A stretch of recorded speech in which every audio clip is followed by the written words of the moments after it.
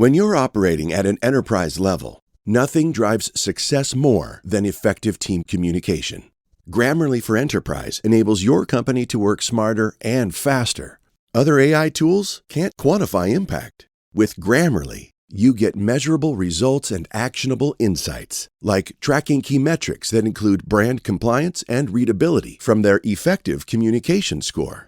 Because when you're able to visualize your team's impact and compare performance against industry benchmarks, you can make data-driven decisions that improve critical business outcomes.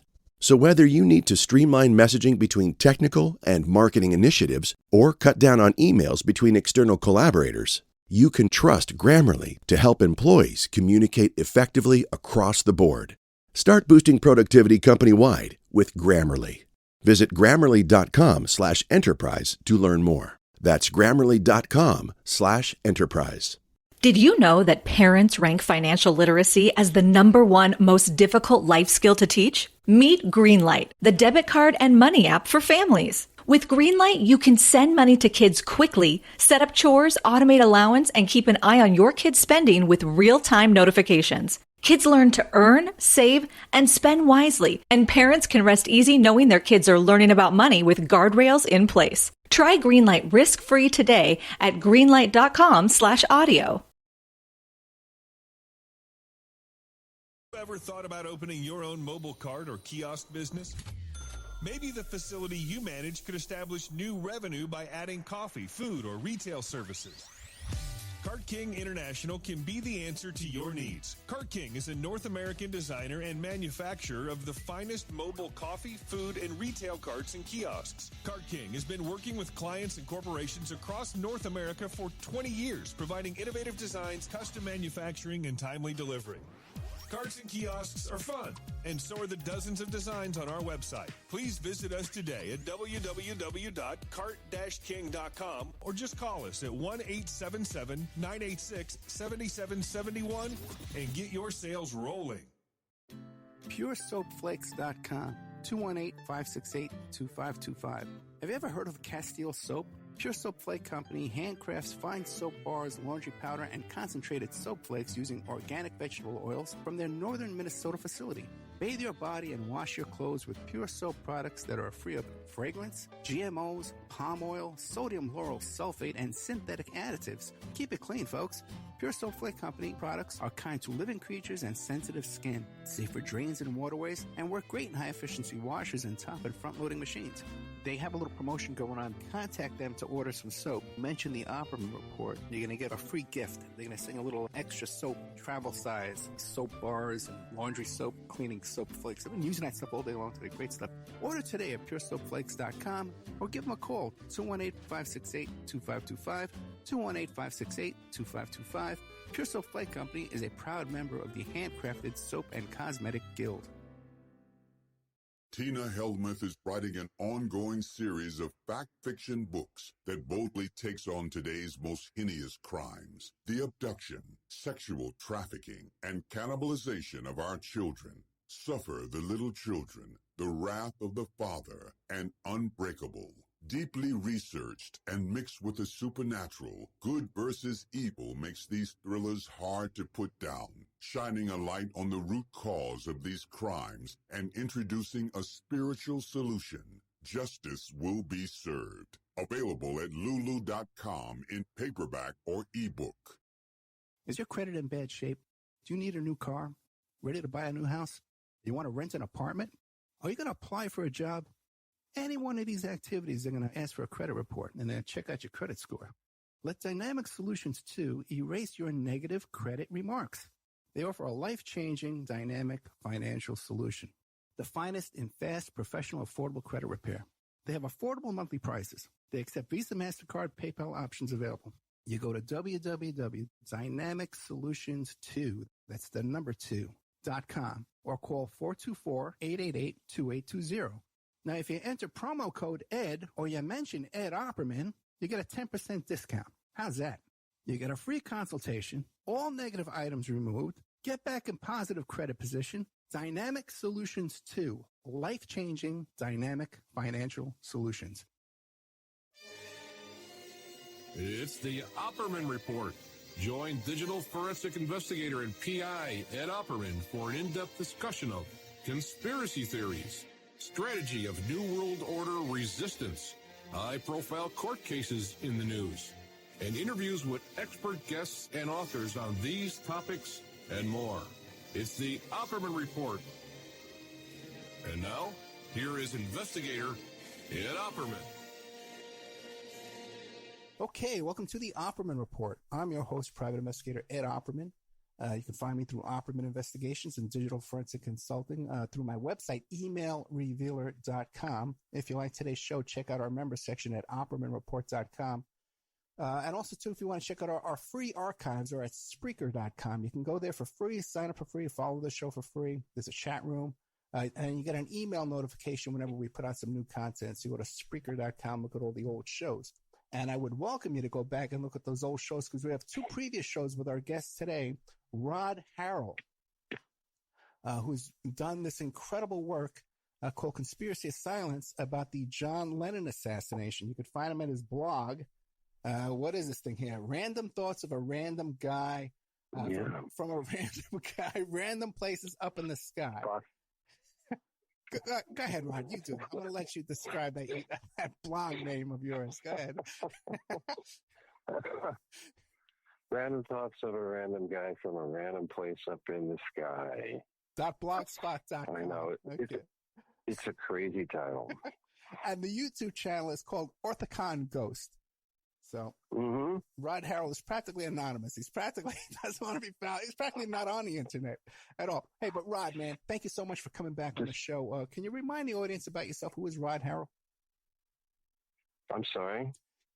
I want to thank you for coming back on the show. Oh. And can you remind the audience? Okay. Hey, remind the audience who is Rod Harrel? All right. I am an actor and a writer, primarily a writer these days. And about, 9 years ago, I made this documentary about John Lennon on YouTube, which was based on a much longer article of the same name that's on my blog spot. And I actually got interested in the official narrative of John Lennon's assassination about 25 years ago it is. Wow. When I wrote a much shorter article for a now defunct Portland newspaper called PDXF. It was edited by the great Jim Redden. So that's the briefest way I can think of describing that. Gotcha. So now we've had you on the show a couple of times before, but the last time we had you on, you were going through some pretty serious medical problems. Your health was in trouble. Yes, I moved down to Los Angeles and was getting quite a bit of work in the industry, as they call it here. And then I went to see the doctor, and because I was having some problems with blood in the urine. So men out there, and women, I guess, that led to a diagnosis of bladder cancer, which was... that took 2 or 3 years to get over that, because I also lost one of my kidneys in the process. But I've been, how they say, clearance-free here for a year, actually, this month. Okay, excellent, man. Thank you so much. And I know everybody's pulling for you, Rod, because you got a lot of fans of your work who listen to this show. People who have actually taken the time to go to Orthicon Ghost on YouTube and check out Conspiracy of Silence. Why don't you give us a summary of what we could find in that documentary? Well, the official narrative, of course, is a crazy lone nut gunman had shot down John Lennon just after he re-entered the music scene with his new album. And I was totally on board with that narrative for almost 10 years. I happened to read a book by Fenton Bresler called Who Shot John Lennon? It wasn't really a conspiracy book per se. That was pretty much, Chapman did it but he brought up a few things that piqued my interest, and I started looking into the shooting and just found a great many inconsistencies with the official narrative, mainly having to do with the fact that Chapman had a 5-shot revolver, and according to contemporaneous news reports and some official documents that got released to the general public, that there were more bullet holes in the structure of the Dakota and in John Lennon himself than a 5-shot gun could have produced. I think 10 bullets were actually fired that night. And I discovered that Chapman did not have time to reload his gun, which would be your first. Well, he reloaded his gun. Well, no. According to the witnesses at the scene, he simply fired his gun and then dropped it. And even then, if we play devil's advocate, if he did reload his gun, this was a revolver, there would be additional 5 shells, empty spent shells would be present somewhere and accounted for in some kind of way, which they're not. Right. And what we have here is that he shot 5 times, but we have bullet holes in the facade of the building. We have bullet holes in the office door, and we have bullet holes also in the office window. Just that's way too many bullets for a 5-shot. But this is a pretty consistent thing when you look at other, what I would call politically motivated assassinations in American history over the last 56 years. You always have way too many bullets for the old lone gunman narrative. And that should raise a red flag with anyone. And also, which was interesting, is in the 90s, I can't remember the exact year, I'll say 94, maybe, that Sean Lennon was, as part of an interview that Sean Lennon gave in, I think it was the New York, I'd have to look that up, sorry about that, but he basically said that the government, and anyone who thought the government didn't kill his father was insane, he thought. And I thought, well, that's his son. Now, let me ask you a question, Rod. Do you believe that Mr. Chapman was totally uninvolved, was a patsy, brainwashed? What do you make of Chapman? I believe that he fired the bullets, and I think he hit John Lennon twice in the back, left side of his back. The other bullets that hit John Lennon came from his left side, which would be impossible because Chapman did not move as he was firing, according to witnesses at the time. So, yeah, I think he was involved. I know there's a great many people out there on the internet who want to say that the doorman, Jose Perdomo, was the second shooter, but I don't think so, because he was in the wrong position to do that. Whether or not, I don't think that precludes the fact that he was probably involved, given his CIA connections and Bay of Pigs, things I'm sure you know about. Yeah, I was going to ask you about that. When did it first become public in the public knowledge that he had a CIA connection at the Bay of Pigs?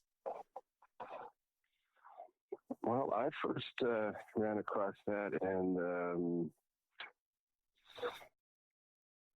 the 2000s, probably right.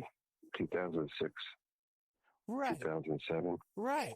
Now, do you remember where you first saw that?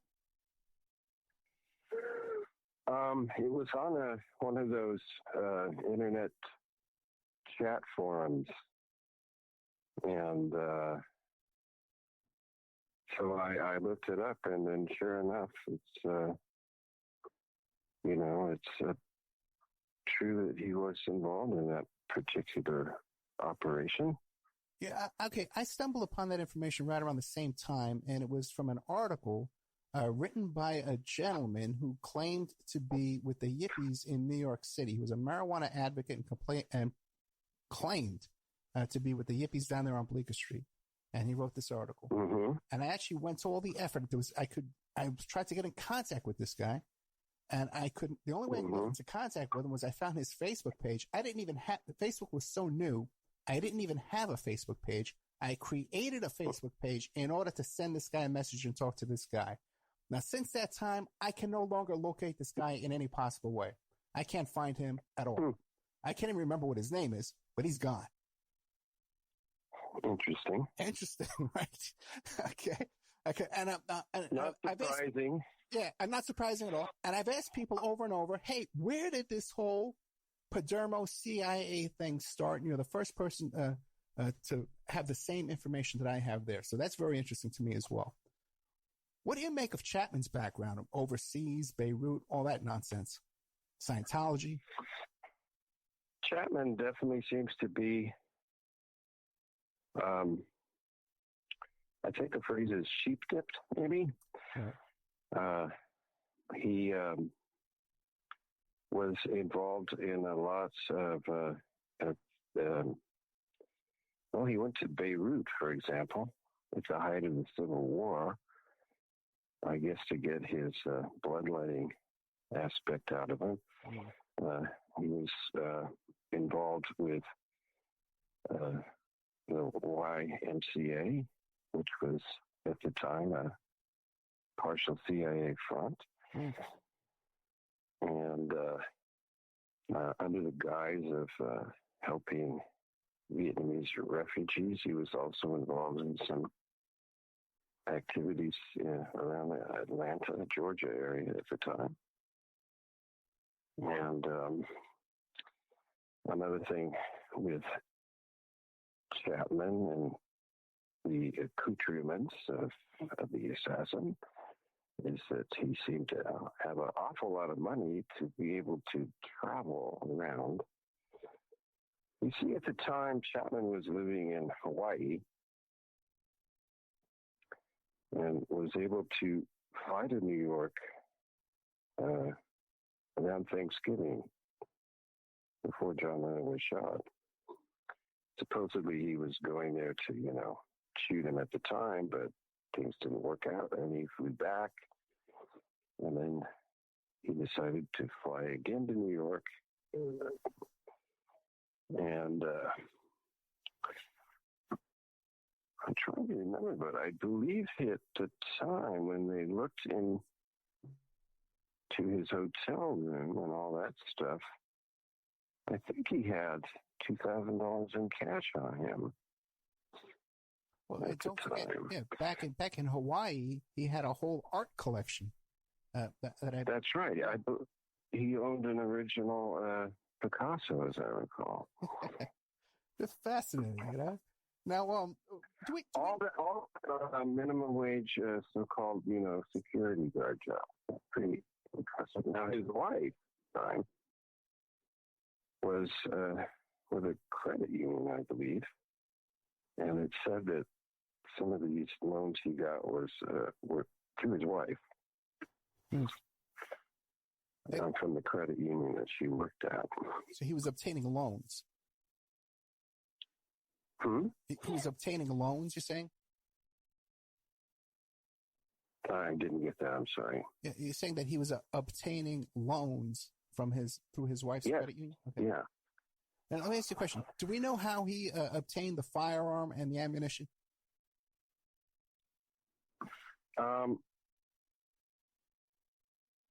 He bought the gun in Hawaii. He attempted to buy the bullets in New York City. And at the time, with the New York gun laws, he was not able to do so because he didn't live there. So he went down to his old stomping grounds in Georgia And from what I can understand, he obtained the bullets he used in the assassination from his uncle, who was a deputy sheriff. These bullets were claimed to be dum-dum bullets, as they're called, or cop killer bullets, I guess. When the bullet hits the target, it shatters and spreads out to cause more damage. But according to the preliminary autopsy that was released, it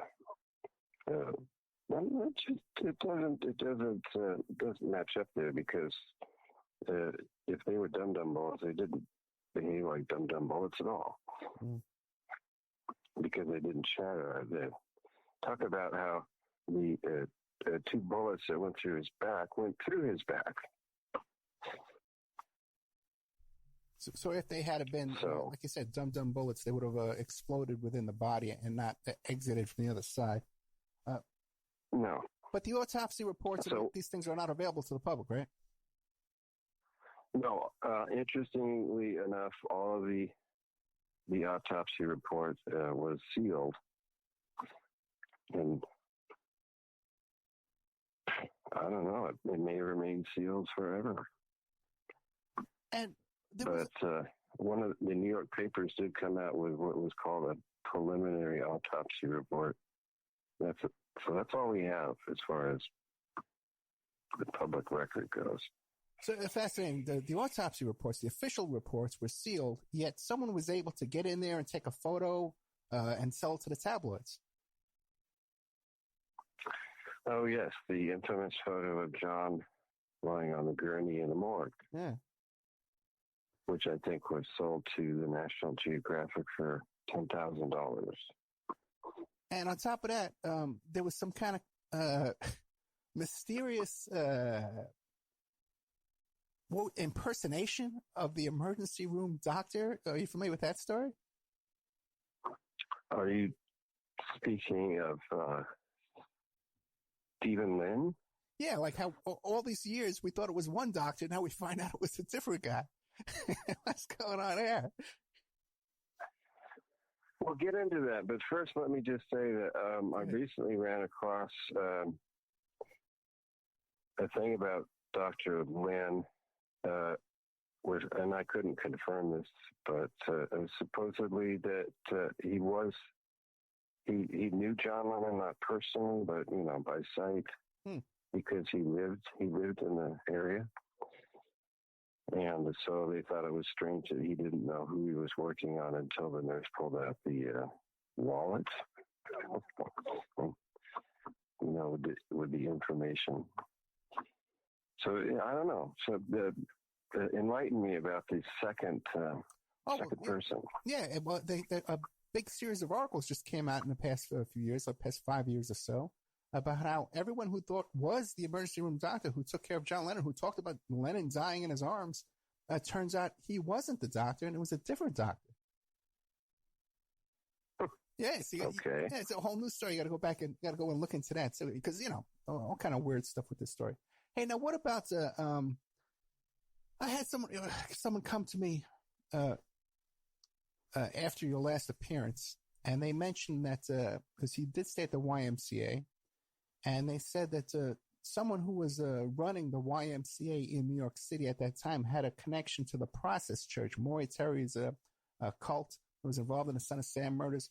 Have you ever looked into any of that? A little bit. Okay. Not much. I only recently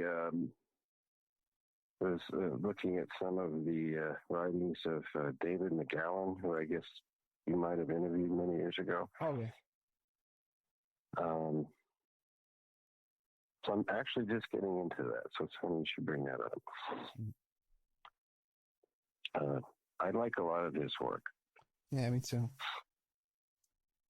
Yeah, he's greatly missed, Now, what about Kenneth Anger? There's some kind of a rumor that perhaps somehow these bullets were connected to Kenneth Anger or something. There was a ritual involving Kenneth Anger. You know anything about that? No, I don't. I've heard about Kenneth kind of finger. Well, since we were talking about it, I did find this. This is the quote from the preliminary autopsy report. Said that 2 bullets hit Lennon in the left back, hit the lung, and passed out through the chest. 2 bullets both hit Lennon's left shoulder.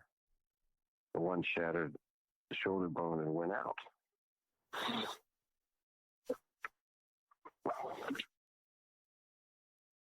And that's all we know. But you've also you've looked at all the photographs and the video of the crime scene, and you've counted the actual bullet holes in walls and doors and things, right? Sure. There were, according to the police on the scene, Patrolman Stephen Spiro, he said there were at least 3 bullet holes in the Dakota office glass door. Mm-hmm. And there's actually a video that was shot that night that shows the door. And it looks to me like there's actually 4 bullet holes in that door. And there's also one in the window. And that the New York Times reported, quote, that there were bullet holes in the structure and blood on the bricks of the building. Mm. And that's a lot of bullets flying around for Chapman's 5-shot revolver. And I believe there was even an intact bullet that was found in the jacket, right? Yes. When you look at it, okay, we know that Lennon, from the preliminary autopsy report, he was hit 4 times, and 3 of the bullets passed through him. 1 was found in his leather jacket. The one that didn't pass through him was lodged in his neck, and that was actually the bullet that killed him. Mm. The ones that passed through his lung, yes, okay, we could say that those 2 could have hit the office or the office window or the office door, but you still have all these other bullets. Yeah. And it just doesn't add up. The fact that the preliminary report that was published in the New York Times, it says that he was hit in the left back and also the left shoulder.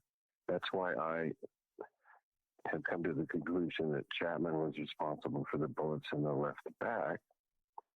But since Chapman didn't move while he was firing, that the 2 bullets that hit John in the left shoulder had to come from a second shooter. And also that the other bullet holes show that there has to have been a second shooter as well.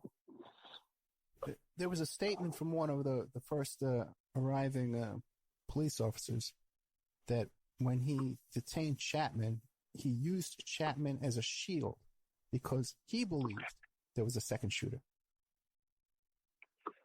Yes, he thought that. Well, there's a few things here. When you look at the, let me go back just for a second. I'm a big fan of Dr. Carl Oglesby. Anybody out, anyone interested in deep politics should definitely check out his work. He talked about how certain things that are deep politics will sometimes burble up to the top and get reported by the mainstream press. Mm. So that's why I use the phrase burbling quite a bit in my article. But the police said that the suspect, according to the New York Times, police said the suspect stepped from an alcove and emptied several shots into Mr. Lennon. Chapman was standing in the archway, and the only alcove in that area is right across from the office door, which would be to the left of John Lennon as he was walking home.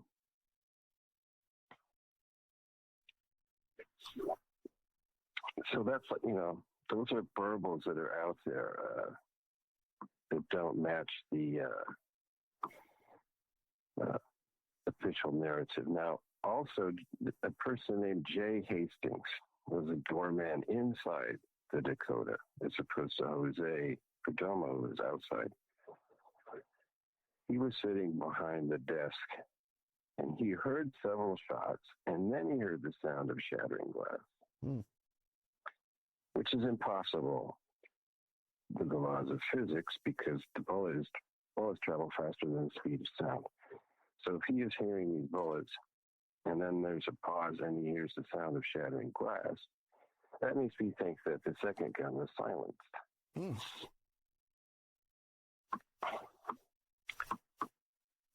Let me ask you a question about Perdomo. A lot of people will say that, Jose Perdomo, he only worked there that night, or he only worked there that week. What have you concluded? What have you determined there? No, there was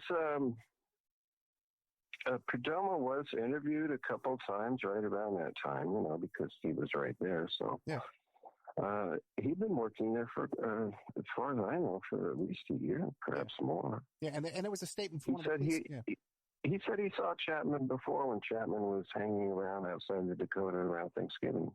Not only that, too, but the arriving police officers, too, as well, stated that they knew Perdomo from the neighborhood and they'd seen him around. They had known him for quite a bit of time, too, months and months as well. So this theory that Perdomo was just there one night. So now we're going to come back after a commercial break with more of Rod Harrel. All right. Yeah, you could find him at Random Thoughts from a Random Guy from Random Places Up in the Sky. That's his blog, believe it or not. Blogspot.com. All right. Rod Harrel, man. The guy. You know what he does for a living? He names blogs. That's all he does. For a full-time living. That's right. Then Orthicon Ghost is just as hard to find on YouTube. Orthicon Ghost, and that's where you'll find the documentary called Conspiracy of Silence. Not to be confused with the Franklin cover-up one. It's the one about John Lennon's assassination. And I got to tell you, I got to take my hat off to Rod Harrel. He's done incredible work on this. As a matter of fact, I don't think there's anyone out there who's done the kind of work that he's done. And when we come back, I'm going to specifically ask him why he doesn't think Perdomo was a second shooter, trajectory-wise and stuff like that, and where the gun wind up. Usually when the gun, you show up at a murder scene, well, who got the gun? Usually that's the guy. You want to, let me talk to this guy, see what's going on with him, because he's got the gun, the murder weapon. We'll be right back with Rod Harrel right after these messages. And now a word from our sponsors. Are you ready to change your life, but don't know how to start? Is your stress and worries keeping you awake at night? Have you been battling grief, anxiety, or depression all alone? Have you lost touch with your own sense of being or spirituality? Soul Free Therapies offers professional and affordable live video streaming counseling and coaching services from the comfort of your own home. Sessions offered in English, Spanish, and Portuguese. Go to our website at www.soul-free.com and book your first session today. Hey, check out our brand new sponsor, Dynamic Solutions 2. That's the number 2. They offer a life-changing, dynamic financial solution. The finest in fast, professional, affordable credit repair. Is your credit in bad shape? Do you need a new car? Ready to buy a new house? You want to rent an apartment? Are you going to apply for a job? Any one of these activities, they're going to ask for a credit report and then check out your credit score. Let Dynamic Solutions 2 erase your negative credit remarks. They have affordable monthly prices. They accept Visa, MasterCard, PayPal options available. You go to www.dynamicsolutions, that's the number 2.com, or call 424-888-2820. 424-888-2820. Now, if you enter promo code ED or you mention Ed Opperman, you get a 10% discount. How's that? You get a free consultation, all negative items removed, get back in positive credit position. Dynamic Solutions 2, life-changing dynamic financial solutions. 424-888-2820. Tell them Ed Opperman sent you. You get a 10% discount. Hey, you, podcast listener. This is your last chance. After this, there is no turning back. Take the blue pill. You wake up in your bed and go back to listening to mundane podcasts that won't challenge your religious beliefs and your so-called truths about reality, the universe, and consciousness. Take the red pill. Subscribe to the Event Horizon podcast hosted by Mark Anthony Peterson, and he will show you how deep the rabbit hole goes. Event Horizon takes a walk into the paranormal with a splash of conspiracy. It's the podcast that would be born if David Icke and the X-Files had a baby. Subscribe to the Event Horizon podcast by Mark Anthony Peterson on Spreaker, iTunes, Spotify, iHeartRadio, CastBox, Stitcher, or any of your other favorite podcast platforms. Remember, all we are offering is the truth, nothing more. PureSoapFlakes.com, 218-568-2525. Have you ever heard of Castile Soap? Pure Soap Flake Company handcrafts fine soap bars, laundry powder, and concentrated soap flakes using organic vegetable oils from their northern Minnesota facility. Bathe your body and wash your clothes with pure soap products that are free of fragrance, GMOs, palm oil, sodium lauryl sulfate, and synthetic additives. Keep it clean, folks. Pure Soap Flake Company products are kind to living creatures and sensitive skin, safe for drains and waterways, and work great in high-efficiency washers and top and front-loading machines. They have a little promotion going on. Contact them to order some soap. Mention the Opperman Report. You're going to get a free gift. They're going to sing a little extra soap, travel size, soap bars, and laundry soap, cleaning soap flakes. I've been using that stuff all day long today. Great stuff. Order today at puresoapflakes.com or give them a call, 218-568-2525, 218-568-2525. Pure Soap Flake Company is a proud member of the Handcrafted Soap and Cosmetic Guild. It's the Opperman Report. And now, here is investigator Ed Opperman. Okay, welcome back to the Opperman Report. I'm your host, private investigator Ed Opperman. We're here today with Rod Harrel. Now, Rod Harrel is the documentary filmmaker. You could find this film on YouTube at the YouTube channel Orthicon Ghost, and it's called Conspiracy of Silence. Not to be confused with the Franklin cover-up. This is about the assassination of John Lennon. He's got a blog with a long article about this story. Random thoughts from a random guy from random places up in the sky. Rod Harrel. Now, Rod, do you do a lot of interviews about this, or you're exclusive to me?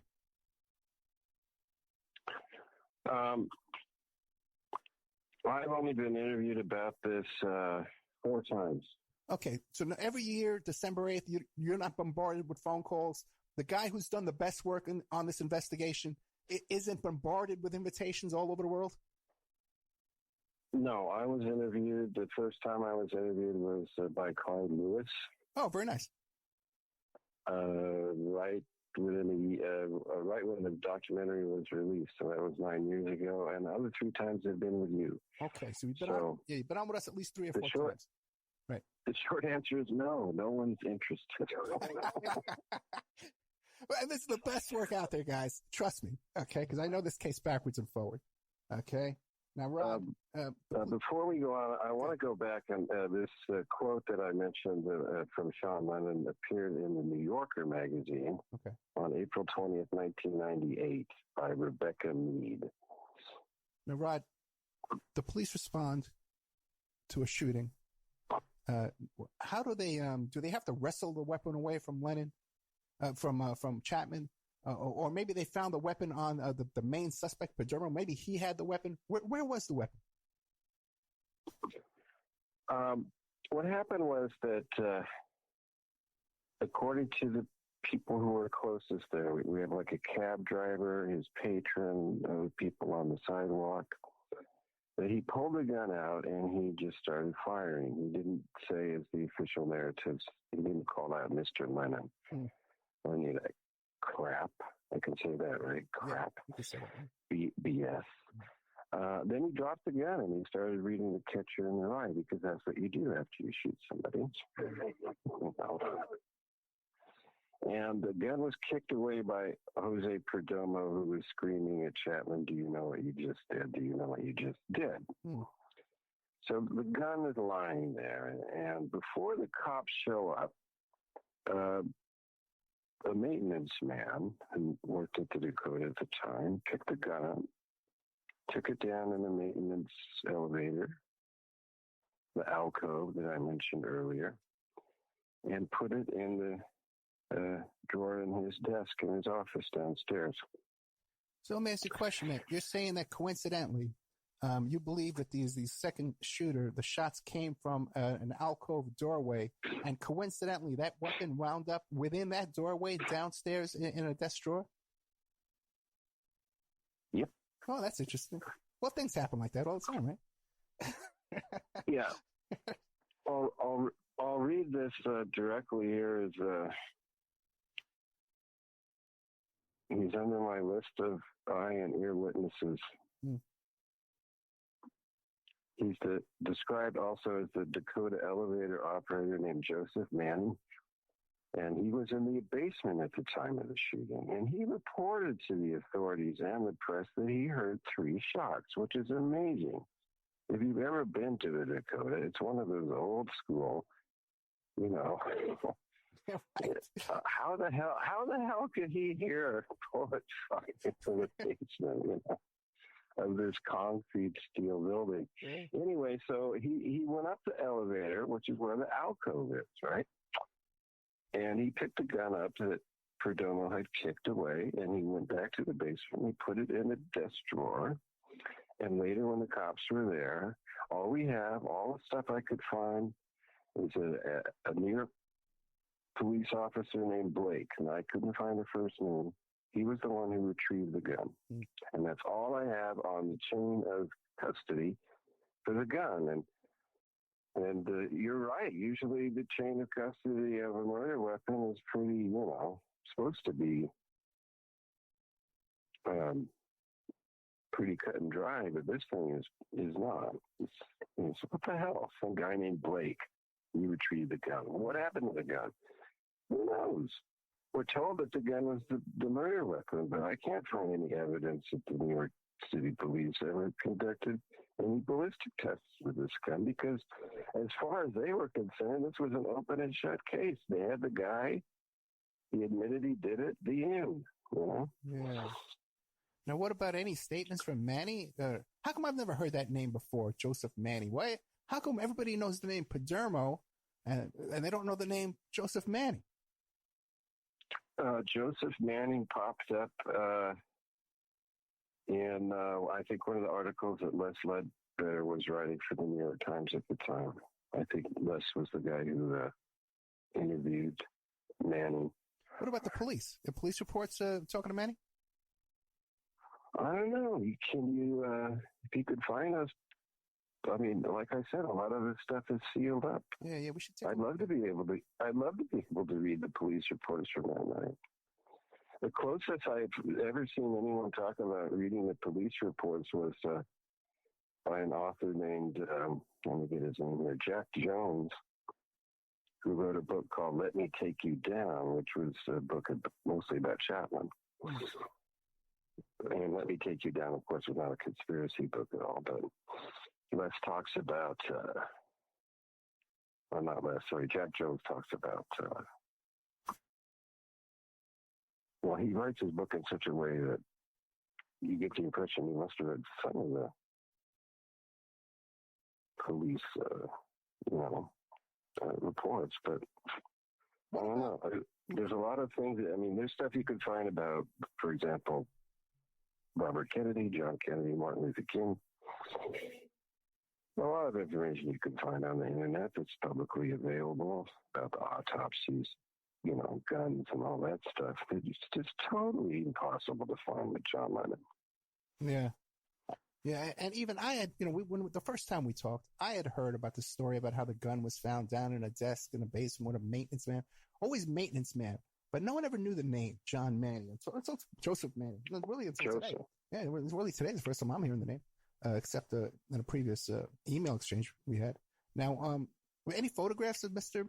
Manning? I've never run across a photograph of him. Okay.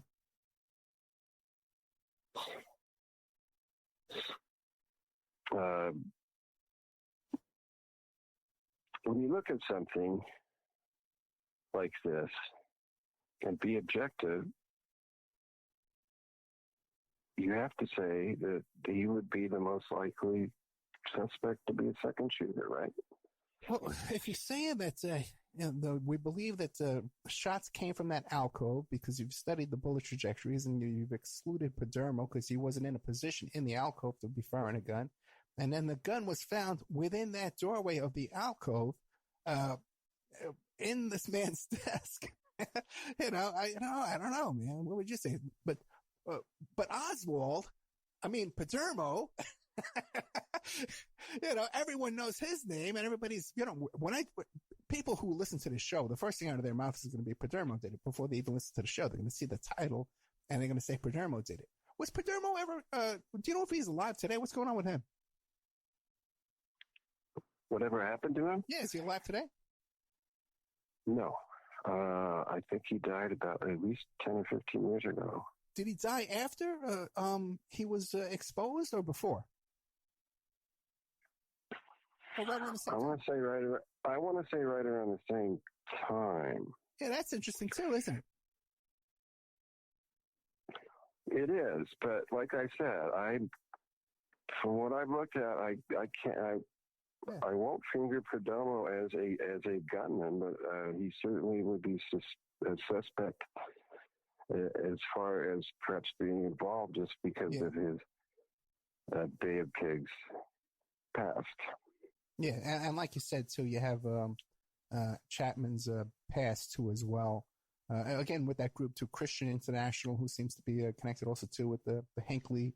He had that Christian group too, some type of a missionary type group that they both. That's right. Yeah, they both have a connection to as well. Well, we're getting toward the end here, Mr. Harrel. What do you want to leave us with? Well, it's just been about 39 years now. Yeah, hard to believe. My hope always is that there would be somebody in a position to do so, to reopen this investigation. But of course, there's no groundswell to do something like that. Actually, any more than there's a groundswell to open up other, what I would call politically motivated assassinations in American history. We're all just supposed to sit back and, well, Oswald did it, the end, James Earl Ray did it, the end. And I would just hope that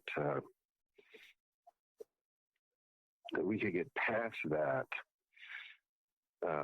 being stuck in the mud that way. I know some of it has to do with the way we're brought up, that, we believe the government is good, the government would never do anything nefarious, etc. But time and time again, we find that that's not the case. And it's hard, especially in our nation, which has become, in my opinion, more and more fascist as time has gone on. It's more and more difficult to peel away the layers of the onion to get at the truth. And even your YouTube channel. I would implore anyone out there who has any sort of,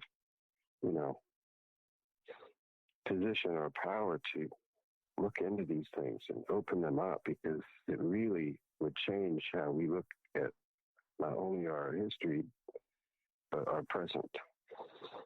And I believe, Rod, even your YouTube channel, The Orthicon Ghost, was demonetized some time ago, and also to they put an age. You have to be adult content now.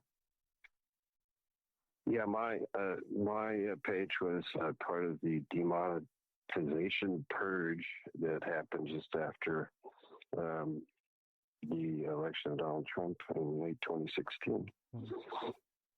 Now, and there have been, over the last 9 years, there have been several attempts to, report my video for being bad and stuff like that, but I've always managed to get past that. Yeah. It's still up there.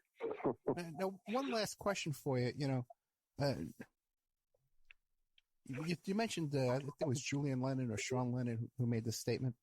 Have we ever heard? Sean Lennon. Yeah, Sean Lennon. Have we ever heard from Yoko Ono saying, hey, we should open up an investigation into this and see what's going on here? Because she's a woman who can call a press conference and address the people of Earth, and everyone shows up. Now, what about Yoko? Has she made a statement about this? It would be great if she did. The thing about Sean is when he made those statements, about a week later, his half brother Julian Lennon admonished him for saying things. You shouldn't say things like that. Mm-hmm. And then Sean retracted his statement, of course. Yoko's been interviewed many times over the years, but her thing is like she was walking and she heard shots and she ran into the office and John was lying on the floor. But I've never found her publicly state that she was suspicious of the official narrative at all.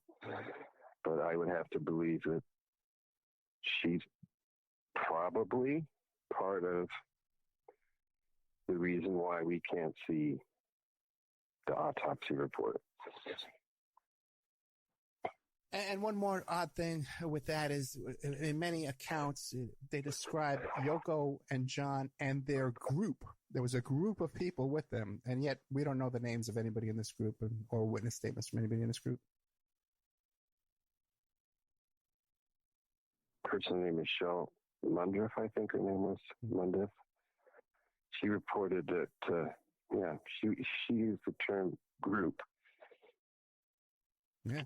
But you can't find, there's no information. There's nothing about this group, And the other thing also to remember is that after he was dead, and Yoko was going through a grieving process, there was a thing called Project Walrus that was launched by Frederick Seaman, who was a personal assistant of John and Yoko at the time. Right. And him and his friend were stealing instruments, tapes, diaries out of the Dakota. And Project Walrus was to say that, Frederick Seaman was actually the person that you should rely on for anything with John Lennon, not Yoko Ono. They were trying to discredit her. He was caught, and he was facing 5 years in jail, but Yoko spoke up in his favor, and he only got probation.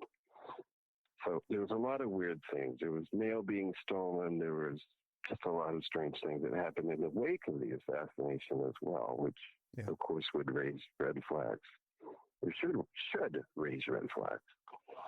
Yeah, and then, of course, the rocket, the launch of the career of Elliot Mintz, who went from being a friend of the Lennons to their spokesperson to now super agent Elliot Mintz, who astonishingly just had a hunch and flew to New York that something was wrong and showed up on the scene.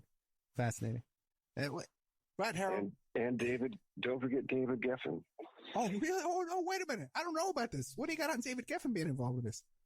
Aware of this? Well, David Geffen signed them to his. Okay. He signed them for the new album. Right. Okay. And he became incredibly rich after the assassination because he was all about dollars and cents. It was like, man, we need to start releasing more singles before this whole death thing goes away. That's true, because I remember when the Double Fantasy album came out, nobody really cared until the death. Well, yeah, it was. Well, it was obviously a big deal that he had re-entered the music business. The album was selling well, but it was not in the top 5 at the time. Rod Harrel, thank you so much, man. One more time, how can people find you and find your YouTube and find your blog? The YouTube channel is Orthicon Ghost. You can type in my name. It's easier to type in my name, Rod Harrel, with 1 L. And just write Rod Harrel Blogspot, and that will take you right to my blog rather than trying to remember a very long title. I like the long title. Just Rod Harrel Blogspot. Take you right there. And Rod, thank you so much for coming back again. People, I encourage you to go back. We've done several interviews before with Rod Harrel. Excellent work. Our first interview was 2 hours long, where we covered a lot of ground, but we've covered even more and newer ground since then. Rod, I can't thank you enough. Thank you. Good night, brother. Goodbye. Okay, they had Rod Harrel, man. Like I said, a number one work on this topic that I've seen, and I've spent a lot of time on this.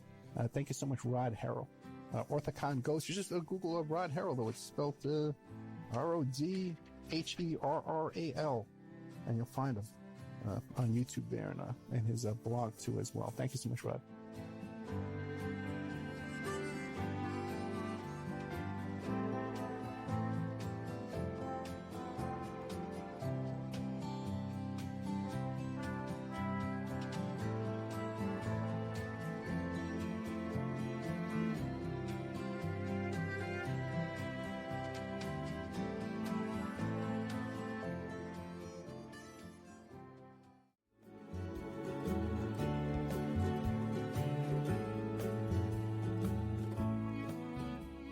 And now a word from our sponsors. OppermanReport.com. Hey, do you like what you're hearing? Do you like the work that you see us doing here at Opperman Report? You can support that work by becoming a member at OppermanReport.com. And as you have access to over 200 exclusive shows and interviews that you can't find on YouTube or Spreaker or iHeart or iTunes or KYAH. You can't find them anywhere else online, exclusive to our member sections, to our members. Also, too, there's images, videos, documents, court docs, a lot of content there at OppermanReport.com. And it's the memberships that support the Opperman Report and allow us to play these shows for free on Friday nights and Saturday nights on all the stations you hear us on. You can also make a donation at OppermanReport.com. If you want to support the show and become a member, I can give you a discount. I'll give you 13 months for $65 if you email me directly at OppermanReport@gmail.com. And don't forget, you can hear your ad played here on the Opperman Report, reach hundreds and hundreds of thousands of people on a daily basis because the show is repeated every day all over the world. Contact me at OppermanReport@gmail.com and I'll give you a good deal on advertising rates. EmailRevealer.com. People ask me all the time, hey, Ed, are you still a private investigator? I sure am. Go to emailrevealer.com. We handle adoption investigations, infidelity investigations, where you give us your spouse's email address. We trace it back to online dating websites, catch them cheating online. Email tracing, locate or identify somebody from as little as an anonymous email address. Someone owe you money? Back child support? We can find that deadbeat, locate his hidden assets, locate his hidden bank accounts, find his current place of employment, and even assist you in obtaining a judgment and recover that judgment for you. EmailRevealer.com. Digital forensics, computer forensics, cell phone forensics, recover deleted text messages. Create a report that you can use in court. EmailRevealer.com. 800-572-9762. Have you ever thought about opening your own mobile cart or kiosk business? Maybe the facility you manage could establish new revenue by adding coffee, food, or retail services. Cart King International can be the answer to your needs. Cart King is a North American designer and manufacturer of the finest mobile coffee, food, and retail carts and kiosks. Cart King has been working with clients and corporations across North America for 20 years, providing innovative designs, custom manufacturing, and timely delivery. Carts and kiosks are fun, and so are the dozens of designs on our website. Please visit us today at www.cart-king.com or just call us at 1-877-986-7771 and get your sales rolling. PureSoapFlakes.com, 218-568-2525. Have you ever heard of Castile Soap? Pure Soap Flake Company handcrafts fine soap bars, laundry powder, and concentrated soap flakes using organic vegetable oils from their northern Minnesota facility. Bathe your body and wash your clothes with pure soap products that are free of fragrance, GMOs, palm oil, sodium lauryl sulfate, and synthetic additives. Keep it clean, folks. Order today at PureSoapFlakes.com or give them a call, 218-568-2525, 218-568-2525. Pure Soap Flake Company is a proud member of the Handcrafted Soap and Cosmetic Guild. Are you ready to change your life, but don't know how to start? Is your stress and worries keeping you awake at night? Have you been battling grief, anxiety, or depression all alone?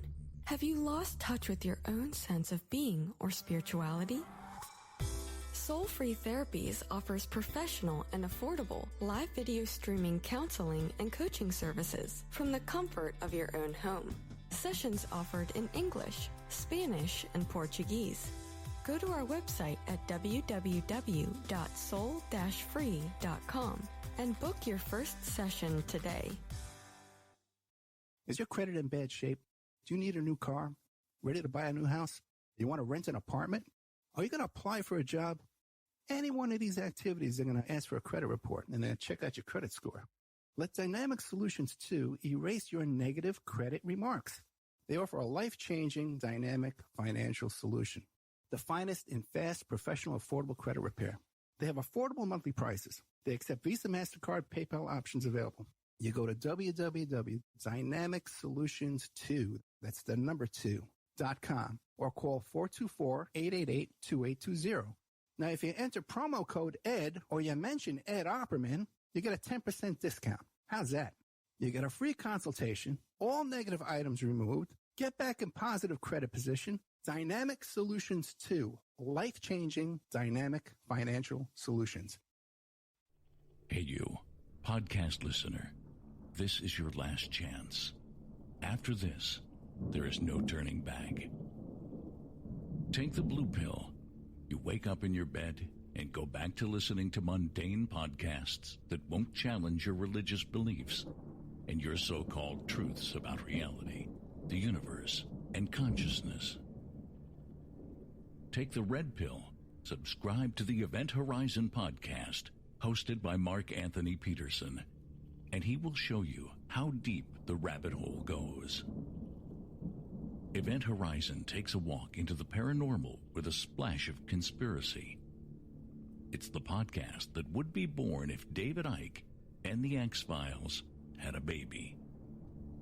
Subscribe to the Event Horizon podcast by Mark Anthony Peterson on Spreaker, iTunes, Spotify, iHeartRadio, CastBox, Stitcher, or any of your other favorite podcast platforms. Remember, all we are offering is the truth, nothing more.